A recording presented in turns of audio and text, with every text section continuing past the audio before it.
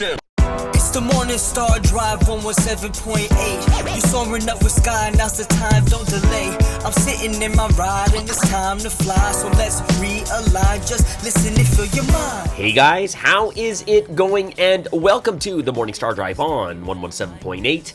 It is Tuesday, July 4th, and so happy for you joining us here today. And we're ready to start another day together with the Lord. So subscribe to us on YouTube, follow us on SoundCloud, and make sure to support us on Patreon.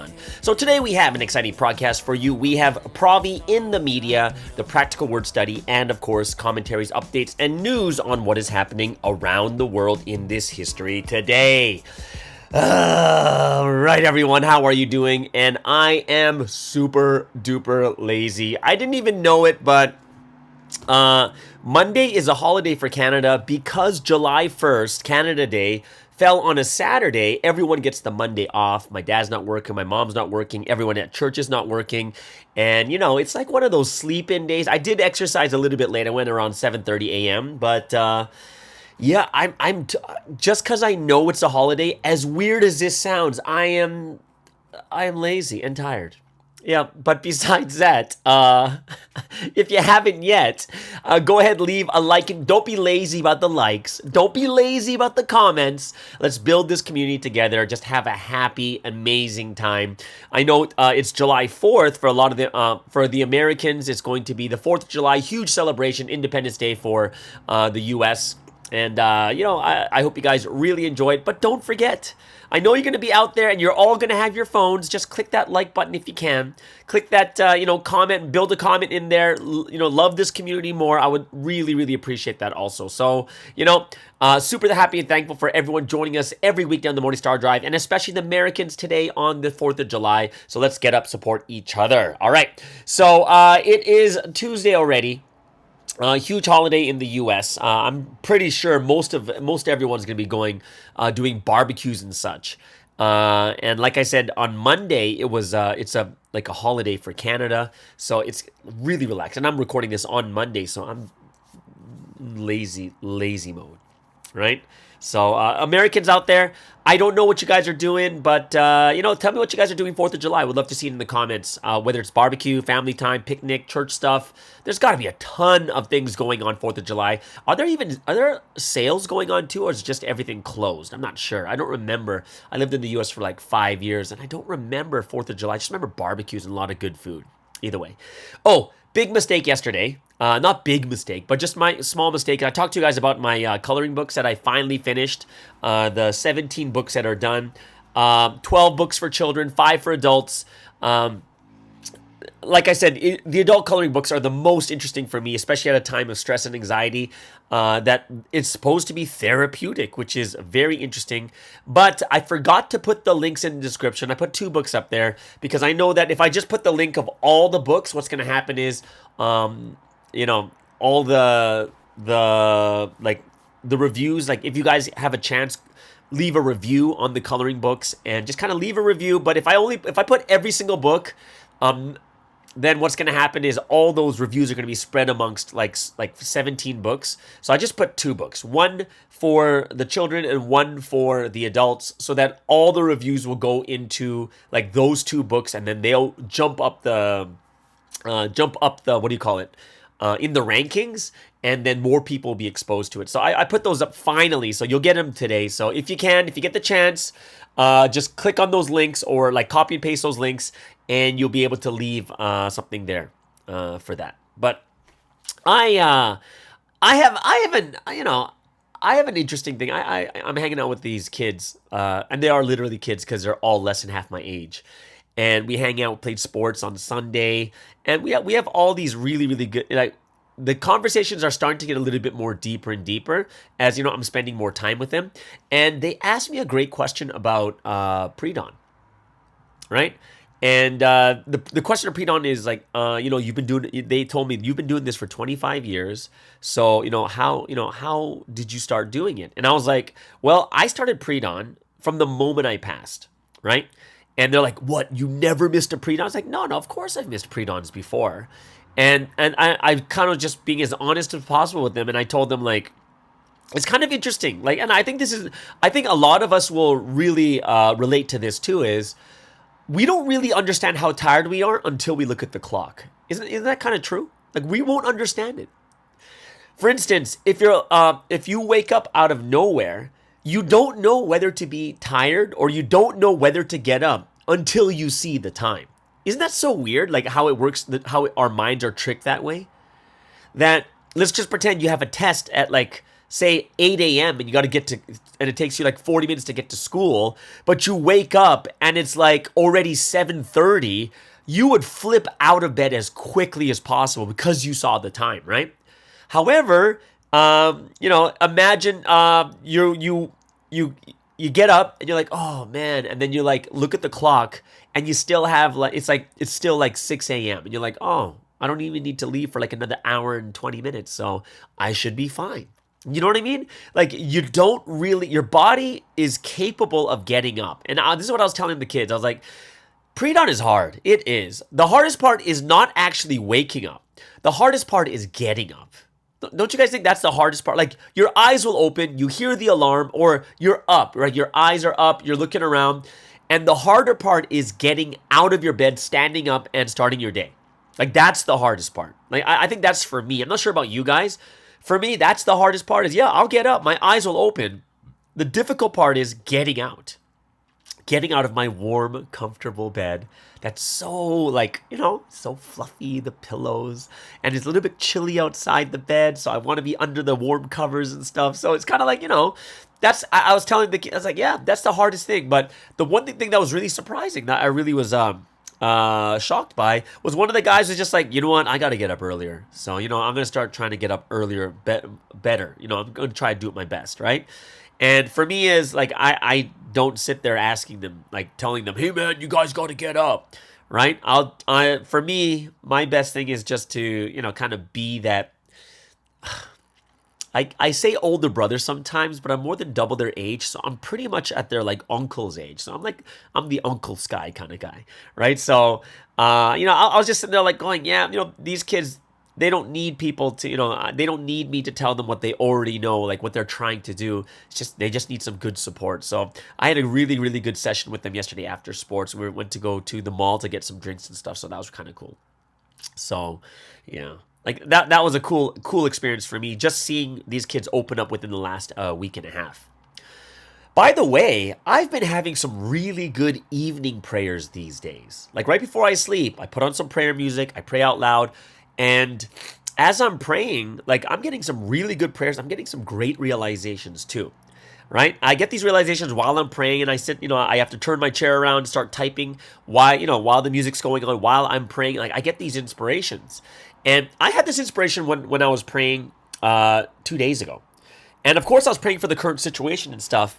And the thing that came into my mind was about like sin and punishment, right? And how much we don't understand how that actually works. Like, I'm praying to God and I'm getting the inspiration like, wow, God, I really, really don't understand sin and punishment, right? And it's not about, do I know the value of sin, or like, do I know how bad sin is, or do you know how bad the punishment's going to be if you don't repent of your sins? And like, this is the thought that came into my mind. All right, so everyone, I know you're going to relate with me to this. Have you ever sinned? Like, you sinned, okay? So you sinned.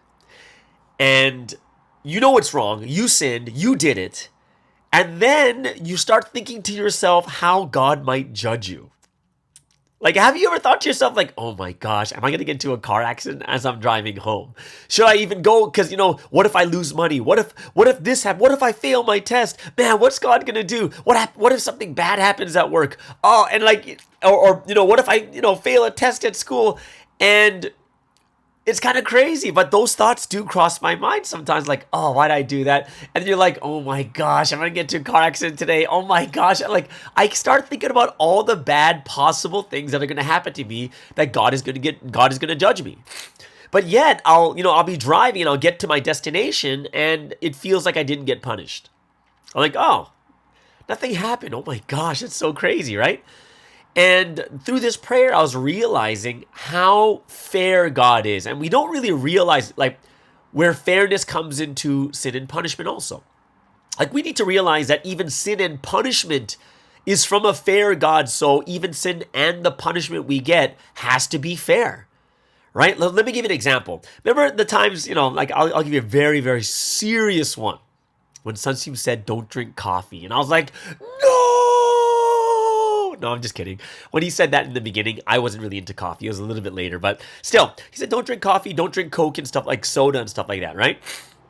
And when he told us not to drink those things, people are like, oh my gosh, Sunseam said not to do it. You shouldn't do it, blah, blah, blah, blah, blah, right? And what happens is sometimes we eat those foods, right? Like the instant noodles and stuff like that, right? And the thing is, like later Sunseam's like, he said it himself. Just because you eat those foods doesn't mean you're going to lose salvation. Doesn't mean you're going to lose your job. Doesn't mean this or that.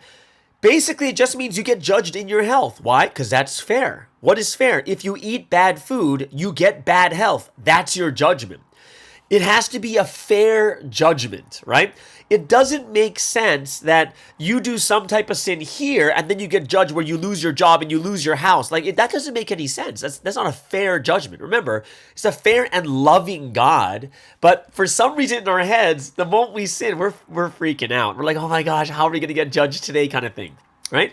And it also kind of answers the question of when it comes to like the people who are not righteous, the people who don't believe in God, yet they're so filthy rich.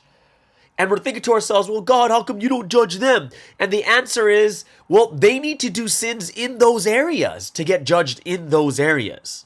You know what I mean? Like the sins that we have, there's different types of sins. There's sins that kill relationships between people. And what's going to be your punishment? The relationship breaks. There's going to be sins out there that have to do with your own peace of mind, about your happiness and joy. And if you have a sin in that area, it's going to affect your happiness and joy, right? Things about stability, things about like physical life and physical health. Those are all going to affect only those areas. Right? Even for me, as I exercise every day at 7 a.m., it's not like I have a sin in my business and all of a sudden a weight's going to fall on my head and it crushes it. It's not like that. Like God's sin and punishment, we have to understand how reasonable, how amazing God really is. And sin and punishment has to be fair, so it has to fit the crime. Right? So it's not like even in this world, you're not going to have like, I stole a 5-cent candy, so now you're going to go to maximum penitentiary for 25 years. That makes no sense. It has to fit the crime, right? And if us as human beings are this fair and think at least in this light, how much more would God? But the thing that makes it even crazier and even more amazing about God is like, it's not just about being fair, it's also about love, which means that a lot of the times, the sins we should be punished for, God holds back because he loves us. And that's like the big thing that, I was having these realizations like, oh, that's so like, I'm so thankful for this realization, right? And it's not so much that I can now let my guard down like, oh God, well, I only sinned in this area, so you're not going to punish me here. It's not for me to have that type of peace of mind. Is for me to have that peace of mind knowing that, yeah, God is absolutely fair. He is righteous. He is just, right? And this is a type of God that I believe in, and it makes me want to love him even more, right? And even when we look at certain things, like if we think about what is the greatest judgment, well, we have to think about what is the greatest blessing, which is salvation. If anything, you don't want anything to touch that blessing. Like that is the ultimate of the ultimates. And even in life, how many things can actually lead to salvation? It's one. It's the faith and belief, right? It's that faith, believing in this history, following the one that God has sent. There's only really a very few things that lead to salvation, which also means there are also only a few and certain things that allow you to lose salvation, right? Which has to do with your belief in God, in Christ. Right? So it's not like you won't lose. Like, imagine if you lost salvation for drinking coffee. I would already be at like the lowest depths of hell if drinking coffee was the thing that made you lose salvation, right? But drinking coffee is more what? It's more for your health, right? And even in coffee, when Sunseam talked about not drinking coffee, he was talking more about the instant mix. So all of you Koreans out there who are drinking like 3-in-1 mixed coffee, that is what's going to destroy your health. If you want like healthy coffee, like I said, make sure the beans are roasted within the last week, right? You want to have like, these very, very thing that the freshest coffees have the most antioxidants, even more than tea, as crazy as that sounds too, right? So yeah, no one loses salvation over coffee, wearing black. No one loses salvation. Why? Because you drank Coke. No one loses salvation because you didn't exercise when somebody told you to exercise. No. You're just like, you're going to suffer in the areas that you sinned in, right? That's kind of what it is, right? We have to think about direct results of the sins that we commit. And, that kind of leads me into another type of thing I'm thinking about right now is, if the greatest prize or the greatest gift God can give you, the greatest freedom God can give you is salvation, right? And freedom is something we all want. Ever since we're like in high school, when you're a kid, you want to attach to your parents. But when you are a teenager, from that point on, you want to kind of break away from them, right? You want your freedom, right? But we all know that even though we want our freedom as a teenager, we're still not really that free because we have no money. We don't have a job. The parents are supporting us. We have to ask permission. We need to get money from them. Like it's very, very different. But if you think about this, one of the things that Sunstein said in the past is, we need to understand is, if salvation brings freedom, right? But we have to understand that freedom comes with a price. And that price is the obedience to the words of God. And it doesn't really make sense, because freedom, like, it's counterintuitive, because it's like freedom needs rules and laws, which is really, really weird, right? Like, I need to have rules and laws putting me down so that I can have freedom. But, Sunstein says this in the 7 steps of the law, right? In that lesson that probably a lot of you guys may have not heard in a long time. But even if you look at the world today, the things that give us the greatest freedom is rules itself. Right? If you want to drive safely, imagine if there's no rules in driving, there'd be so many accidents, so many people dying, right? But because we have like a yellow line to separate one side from the other, everyone drives on the right side. Oh, well, if you're in like America and Canada, right? You're driving on the right side, and then there's a speed limit, and all these things give us more freedom to drive. Because if it was absolute chaos with no rules, people don't have the freedom to drive. They don't want to go out because they're scared they might die. Sports and exercise, all these things in life, they all have rules to make it more free, right? And we have to realize is, one of the greatest things that we're going to have is to have the ultimate freedom. The ultimate freedom is to do what God wants us to do. And I hope that's something that all of us will realize more and more with time. Like, yeah, sometimes we're going to feel like, oh, God, why do I have to do this? Why do I have to do this? Why do I have to wake up? Why do I have to go to church? Why do I have to do this? Why do I have to pray? These are all things that are going to give us even more freedom than it was in the past, right? So, yeah, and, it's interesting because all these thoughts are coming to me while I'm praying these evening prayers. And I'm hoping, well, it's probably much easier for me in the evening because I'm much more coherent.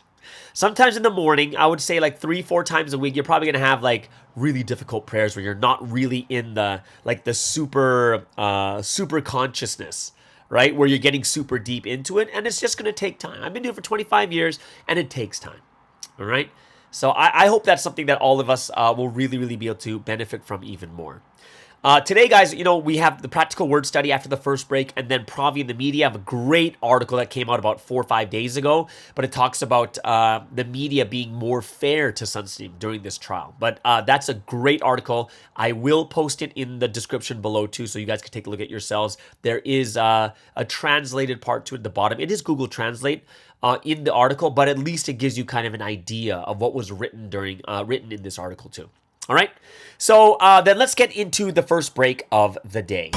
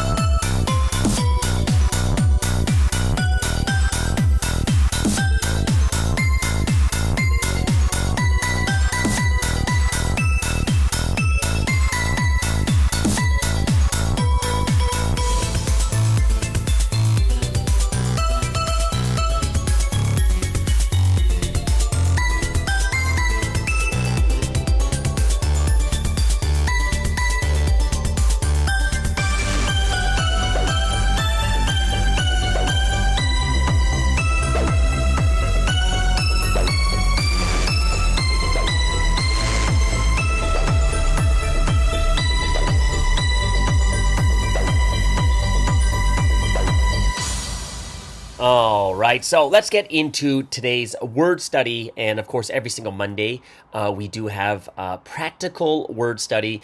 And this week's message, I think the one part, that one illustration that really hit me the most, and I thought it was very, very relevant for everyone today, especially at this time, was about, don't just pull out the weeds, fertilize, right? And there's an illustration of that amazing tree that actually comes out from it. And on the other side, you have this barren tree, and there's that person, all they're doing is pulling out the weeds. And I thought it was a very deep proverb. And it's about not just trying to fix all the bad things about yourself or others, or, you kind of look at it as sometimes we're always looking at the negative of ourselves or other people. You're always trying to catch people. Oh, why are they doing this? Why are they doing this? Why are they doing this kind of thing, right? But it's really, the focus is, hey, yes, there are things we need to fix, but you got to focus on fertilizing. And what would that fertilizing be? Is more about development, like nourishing that tree, making it grow really well. In order for us to grow really well in this history, we need to develop ourselves more and more each and every day. So, when I thought about, sometimes I have that mindset, like you're in service and then you see someone on the phone, like they're literally like chatting with someone. And in my heart, I'd be like, oh, why are they doing that? But then if I think about it more deeply, I'd be like, how do I know it's not an emergency? How do I know they're not talking to another member who's still on their way? Because, that happens too. Like, there are so many reasons out there besides this person's just trying to be like a rebel against the church and God, right?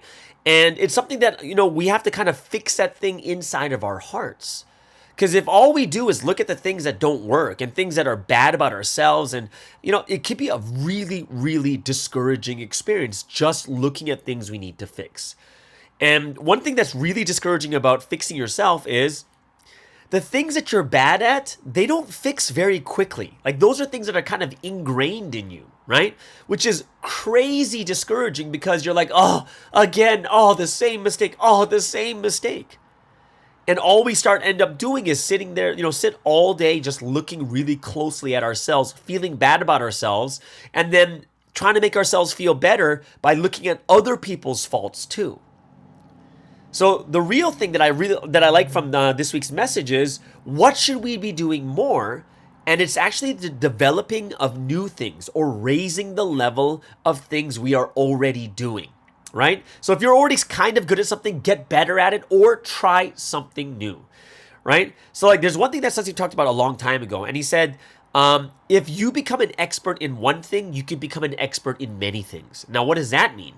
It means that once you understand what it takes to become an expert, what type of mentality you need, what type of effort, doing things until the end, if you understand this, you'll be able to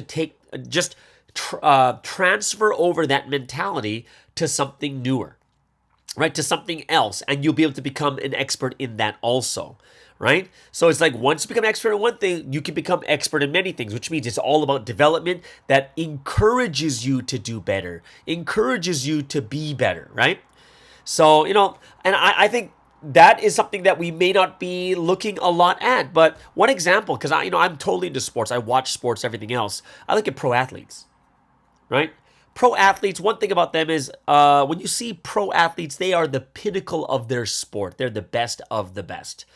And then later on, you're going to see that they're going to suddenly, some of them start to model. Some of them are doing commercials. Some of them are making businesses and become even greater in business, right? Like, everyone knows who's Shaq, right? Shaq, the basketball player. This guy owns like over 50 brands. Like, what are the, like, he is just just a basketball player. He owns like 155 Five Guys franchises. He owns over 40 24-hour fitnesses. He's invested in Krispy Kreme. He's got a bunch of Krispy Kremes, Auntie Annie's. He owns Forever 21, Brooks Brothers. He owns all the rights to Marilyn Monroe. He's an investor in Ring. Like, he's worth like hundreds and hundreds of millions of dollars. But it's like, wait, isn't he just a basketball player? No, he took that, started to learn, and with that same mentality, he did it with business. He's a great business person, kind of just like Magic Johnson is probably like the original person who did that too. And Mac Johnson's worth like $600 million. he is someone that is great in business, even though he started off as an athlete. He knew one thing and he's able to pull it over to other things, right? Well, the biggest person right now is probably Michael Jordan, right? He's worth like 1.6 billion. Actually, he's worth more now because he sold the Charlotte Hornets for like $3 billion. So, you got to look at this and say, wow, like these people, we thought they were just athletes, but no, it's when you become good at one thing and you realize what it takes to get there, you'll be able to transfer that over to other things too. Which means, what can we be doing this week? What can we do this week, right? What are some things that we can develop in our life, right? No, this week, don't just look at the bad. I'm not saying don't look at bad things. Don't just look at the bad things. We got to find something new to develop or start working on something because there's tons of opportunities in this world. You just need to pick one and start doing it, right? So if you take let me give you an example of some new things that I love trying new things out and just getting really, really into it. For instance, my podcast, this podcast, 3.5 years old now, right? Every 5 days a week, never missed a single podcast. And that's something that was brand new. For those of you guys who know my original process, it was during the pandemic. I started on 3/16/2020. I was in Malaysia. I was stuck in the church because, the pandemic came and the leaders had to do the services and stuff like that too. So I was there also. And these podcasts took me 6 to 7 hours to do in the very beginning. They were it was like anywhere from 40 minutes to an hour. And it took me 6 to 7 hours. I was using an old desktop computer. I had a mic connected to the back of the desktop. And I had to do it like a full run, like I had to do the whole podcast in one shot. So I had everything set up on the computer, all the songs just ready to go. And I had to always like turn the mic on and off, because, it took me 6 to 7 hours every day, 5 days a week. And now, like after I've been doing this for 3.5 years, I'm probably getting all this done in about 2.5. In about 2.5 hours, maybe 2.5 to 3. So my efficiency is I cut everything in less than half. It's so much easier now. Getting the audio editing and stuff. I have better equipment and all these other different things. It's so much better. I have my own mic. I got a laptop computer. I can carry it around. I take my equipment with me every country I go to, and I do it everywhere, right? And that's just starting from one thing, starting brand new and developing it. Another thing I did was crypto, 1.5 years. Yeah, I did a bunch of stuff. I lost money. I gained money, right? And that's from an year. I've been doing that for 1.5 years now. And then, of course, what did I just start? AI coloring books. And in 1 month, I made 17 books. It's all there, right? We're learning new things, right? Even for me right now, over the last 1.5 weeks, I was telling you, like, I'm just like taking care of the guys over here. And these are campus and SS guys, amazing, fun guys. And I just, I love hanging out with them. I'm a lot older than them, but these guys are awesome, right? And just being able to like take care of these guys, and I'm not even taking care of them, we're just having fun, right? I think that is something that, we got to try new things and develop new things about ourselves, right? And like there are some things where we know we're not good at, but we got to try and make it better. So if anything, one of the biggest things, and the only thing I'm going to talk about today when it comes to the practical word study, and this is going to be a hard thing. It's already Tuesday, right? You got to find something that you can work on. Develop something, right? Remember, it's not so much what you develop. It's understanding the mentality that transfers over to other things, right? When you get really, really good at something, it's because you had the mentality. You're able to do things until the end. You were able to understand how much effort it takes to become really, really good at something, and that transfers over to other things that you do in life. And what I'm telling you guys today is, let's find something. Find something new, right? Find something that, you never really, that you didn't work on before. Something that's new, or even developing something you already have even more, whether it's learning a musical instrument, whether it's learning how to sing, go onto YouTube, find exercise for singing, right? Whether it's like playing games. Like, I'm not going to tell you to play like 10 hours a day, but there's certain games that are good for your like hand-eye coordination. I know some people can be mad at me for saying games because some people are playing too many games already, but there's some things we can look at. Right? Some things we can try. Learn how to fix a computer, how to make a computer on your own. Tons of things that we can do. Right? So my biggest thing for the practical word study for this week is going to be, let's find something new and let's just start working on it. Right? Whether you want to start exercising, whether you want to start running or jogging, whether you want to start playing sports again, whether you want to, learn how to bowl or whatever it is, there are a ton of things out there that we can develop ourselves in. And the biggest thing that we're taking away from it is understanding the mentality and the effort that is needed for us to become great in something or anything. All right? So it's a little bit short today, but that's the one big thing that I really was inspired by the Sunday message. I hope you guys were inspired by it too. If you guys have anything, write in the comments below, what do you want to start on this week, right? What's something you want to start on to get really, really good at, right? And once we get that, we'll be able to that will help us in the future with the other things that we're good at too, okay? So there it is, guys. That is today's practical word study for today, which means we will get into the second break of the day.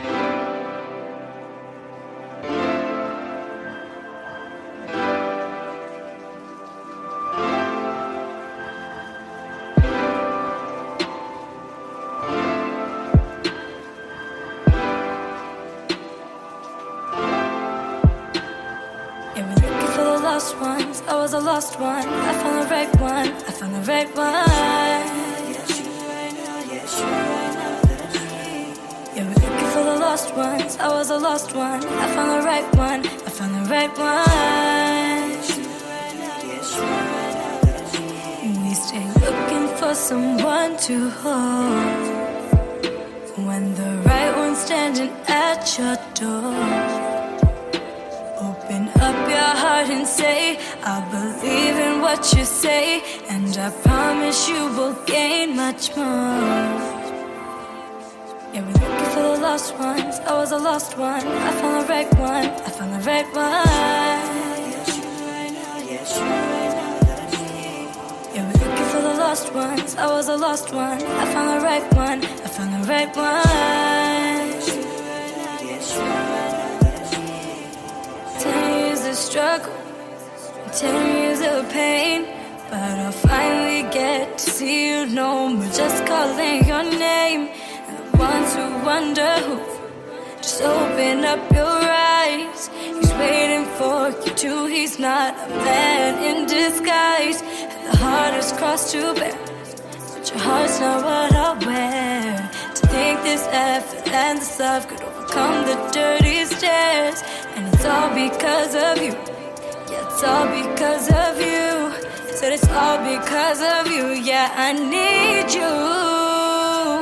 Looking for someone to hold when the right one's standing at your door. Open up your heart and say, I believe in what you say, and I promise you will gain much more. Yeah, we're looking for the lost ones. I was a lost one. I found the right one. I found the right one. Yeah, we're looking for the lost ones. I was a lost one. I found the right one. I found the right one.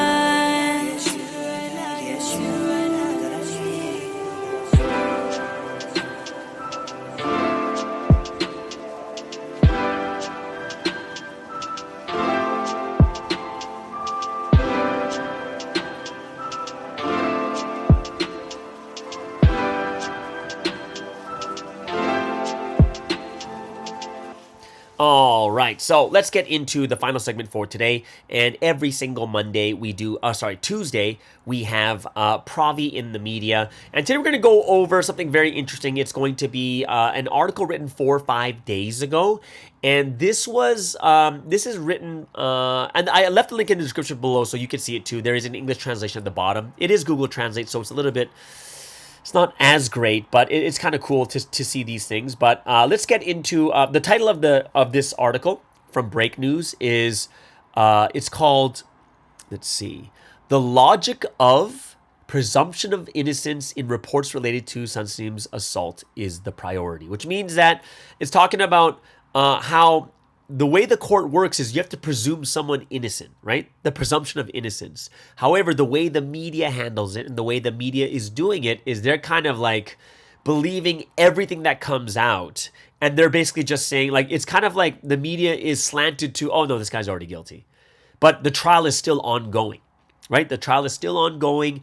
And the way that the media is reporting is distorting what is truth. And sometimes it's just flat out mistakes or untrue, right? So we're going to get into this one here. And there's a bunch of stuff that's being talked about. One of the big first ones that we have to realize, and this is what all from the article, is earlier in the year, I believe it was in March, there was an article written that was interviewing KDH. And KDH basically said one of the craziest things, which was the victims have exceeded 10,000 people, right?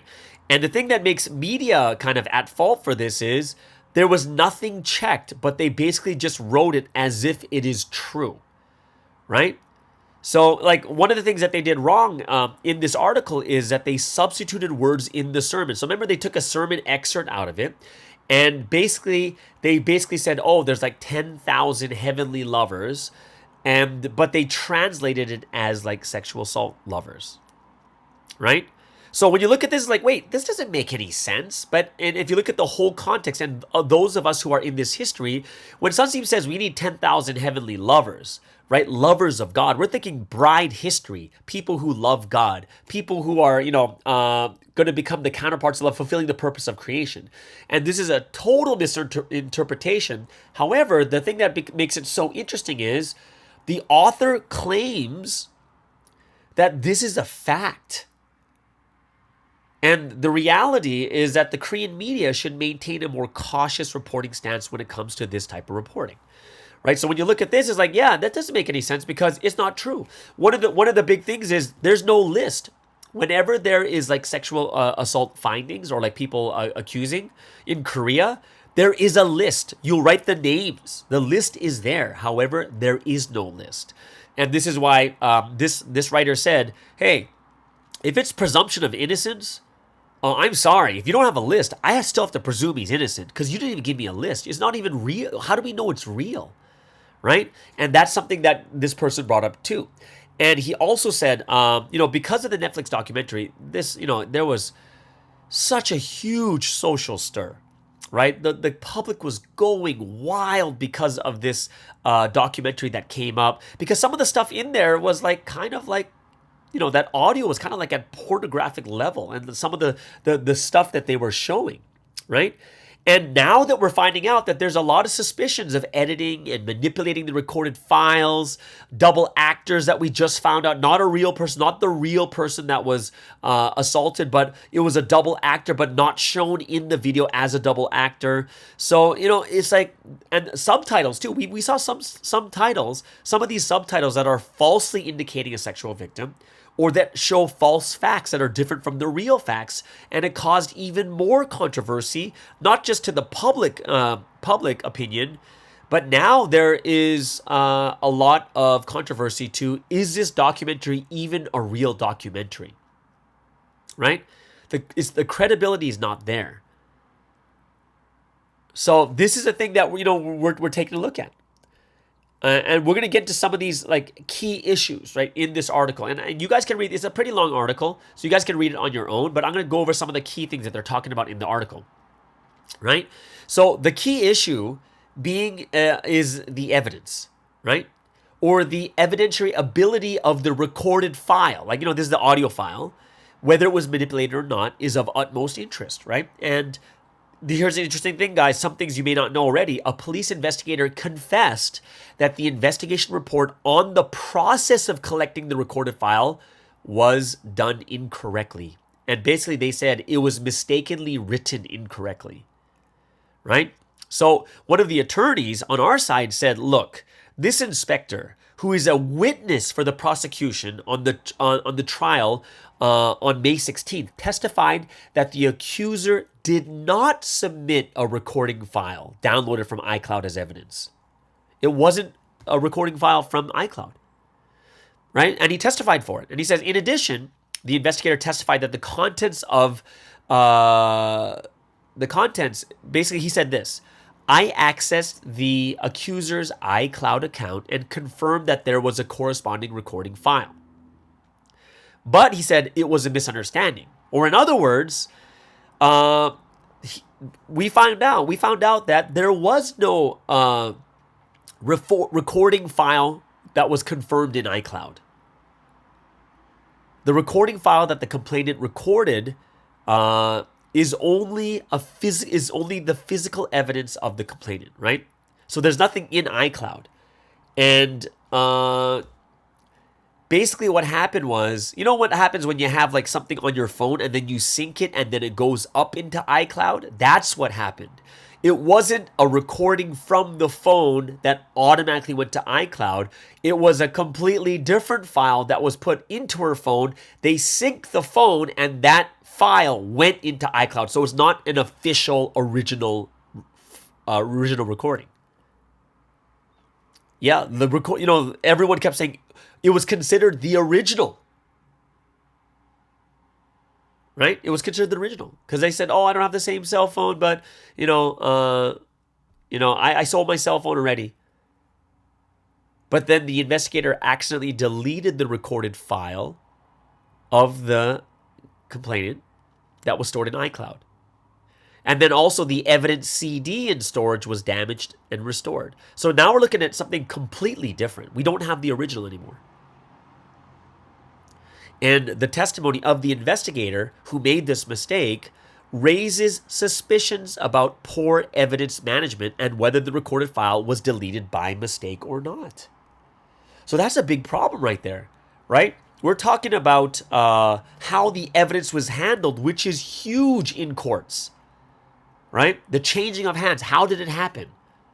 And now the investigator is testifying that he made a mistake. So we're looking already like, okay, there's something wrong here because it's not even the real one anymore. How do we know it's real? And then the change of hands, we don't know where it went. Was it manipulated or not? But now we see like this is where problems are happening. And also on Netflix, basically this article says this too. It says in the Netflix article, it's in the Netflix video documentary, it says, while Sunstein served 10 years in prison, he received photos of women in bikinis in prison, right? So he was there looking at pictures of women in bikinis, and he selected pretty women from among them to visit him. So that's what it said in the Netflix documentary. However, guess what they not just found out? How do we found out it's not true at all. So when the Netflix documentary said this, guess what CGM did? They went to the Seoul Central District Court to determine whether there was a fact that female believers sent nude photos or swimsuit photos to Sunstein in prison. So what do? They went to the Seoul Detention Center on June 22nd, 2020 in relation to the case, and they applied for a fact-finding inquiry asking whether it's possible for the correctional authorities to receive letters like nude bikini photos. Guess what the correctional authorities said? The response came saying, July 2020, as a rule, all sensational photos received by mail must be returned. In other words, these sensational photos of bikini or naked women, they couldn't even be delivered to Sunstein in the first place. And, they never sent such photos to Sunstein either. So, Netflix, claiming to be a documentary, produced and aired the untrue unilateral false claims of the informants as if they were real facts in the documentary. And we all know that, this is what the article wrote. It says, it is known that these contents are adversely affecting the fair trial of Sunstein, who is currently on trial. So even though they knew it was wrong, they still put it out there, and it is adversely affecting the fair trial. The media just put it out. And like, even our side, we're saying like, think about it. This documentary committed the foolishness of including content that destroyed its credibility at the production stage, which means that now that these things are coming out, the evidence, right? Like how, like it's making your documentary become even worse. Like no one's going to trust you guys anymore. And there's already been problems with like the broadcasting company too. Like, for instance, there's one of the broadcasting companies that reported like 8 times in a row about some suspicion of sexual violence against a female pastor that Sunseam did, right? And that was from like July 11th to July 22nd of last year. But in response, what did we do? CGM submitted an application for mediation to the Press Arbitration Commission requesting corrections and counter-arguments against this broadcasting station. And what happened? The Press Arbitration Committee decided that this broadcasting company should publish counter-arguments from the position of the missionary church to 8 reports, right? So according to this, the broadcaster posted a counter-argument report of CGM at the bottom of the 8 reports subject to mediation and transmitted to major portals. Right? However, after the series of reports by the broadcasting station, Sunseam was hit hard by the media, right? The fact that the counter-argument report followed was not widely known, right? So basically the damage was already done. And that's why, Sunseam is in a very unfavorable situation of being judged by public opinion, right? So we're looking at these things, and like this is the report coming from this article. You guys can take a look at this, but it's going by step, one by one, on each of the different things that the media is doing wrong, right? And that's why the big thing here is, in this article, is the media should be calmer in reporting the sexual assault case involving Sunseam, right? And this article also wrote, in war, there is such a thing as psychological warfare. It is difficult for the social incident of sexual assault to be the subject of political psychological warfare. Media outlets need to look back at what the media did wrong in reporting this case, right? So it's very, very interesting as you kind of slowly see a little bit of a shift as a lot of new information is coming out. And I hope that is something that a lot of people will look at themselves and see that, oh, maybe we were looking at this the wrong way, right? That they will turn around and say, maybe this is the wrong way for us to be reporting these things. Especially, in a time where people don't really trust mainstream media as much as before, we're already seeing some new evidence, like some stuff I had no clue about, like, about the pictures of the bikinis and the nude, like, they're like, oh yeah, the Netflix documentary said this, and guess what? Oh, it is impossible for Sunseam to receive that because they anything that's sent by mail is automatically returned right away. You can't even get to Sunseam. So a lot of this stuff was kind of like, no, it doesn't hold, right? A lot of this stuff is fake, and we have to realize it. Like this is what is happening, and it's causing a huge stir, and we have to realize to that extent, right? So I'm really, really happy and thankful that, more and more of these things are being reported, and more of the truth is coming out also. And I hope that all of us will, I hope this also begins to calm our hearts down too. Like, I hope that's something that really puts in our head, that this has to calm our hearts down. Like, yeah, we were freaking out in March, but now just 3.5 months later, we're starting to see like, oh, wait a second, this is interesting. Oh, that's untrue. Oh, okay. And we see that sometimes we just need to wait a little bit, and the information will eventually come out. All right. So I hope you guys really enjoyed that, and really helps you guys out with your prayers, calms your hearts and your nerves. It's a very difficult time, but it's a time, guys, for us to work even harder. All right. So there it is, guys. That is the end of today's Tuesday podcast. Hope you guys really enjoyed it. Have an amazing and awesome 4th of July, and we'll see you guys again tomorrow on the Morning Star Drive on 117.8. It's the Morning Star Drive 117.8. You soaring up with sky, now's the time, don't delay. I'm sitting in my ride and it's time to fly, so let's realign. Just listen and feel your mind. I'm burning with desire and the passion. Nobody can stop me when I'm like this. I got my head in the zone,